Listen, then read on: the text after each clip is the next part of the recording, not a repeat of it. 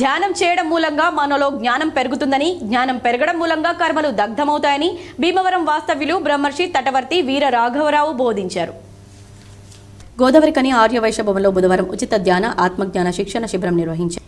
ఈ మేరకు శిక్షణ శిబిరానికి వచ్చిన వారికి గురూజీ ధ్యానం చేయడం పట్ల కలిగే ప్రయోజనాలను వివరించారు. ఈ సందర్భంగా బ్రహ్మర్షి తటవర్తి వీర రాఘవరావు మీడియాతో మాట్లాడుతూ, మన జీవితంలో రాత్రి పగలు కష్టించి సంపదను కూడబెట్టుకుంటాం, కానీ తమ కూడా వచ్చే అలవాట్లు ఇష్టాలు జ్ఞానం కోసం మాత్రం తాపత్రయపడమన్నారు. మనకు ఆరోగ్యాన్ని ఇచ్చేది, జ్ఞానాన్ని పెంచేది శాకాహారమని, దానిపై ఇష్టాన్ని పెంచుకోవాలన్నారు.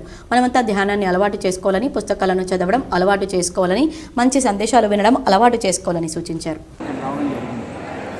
ఎంచేతంటే ఈ ధ్యానం మీద కానీ జ్ఞానం మీద కానీ సరైన అవగాహన ఎవరికీ లేదు.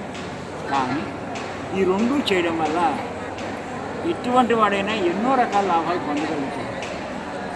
జ్ఞానాన్ని మనం తీసుకుంటాం. జ్ఞానం కనుక బాగా పెరిగితే భగవద్గీతలో స్పష్టంగా చెప్పాడు ఆయన, కర్మలన్నీ దగ్ధమవుతాయి. జ్ఞానాగ్ని దగ్ధ కర్మాలు. ఎప్పుడైతే కర్మలు దగ్ధమైనయో కష్టాలన్నీ ఆటోమేటిక్గా పోతాయి. చేత ఈ జ్ఞానం అన్నది ఈ ధ్యానం చేయడం వల్ల వస్తుంది.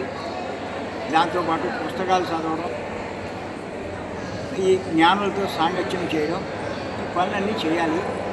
ఇవన్నీ బోధించడానికి ఇక్కడ రావడం జరిగింది. మరి వచ్చిన వారంతా కూడా చాలా ఆసక్తిగా వినడం కూడా జరిగింది.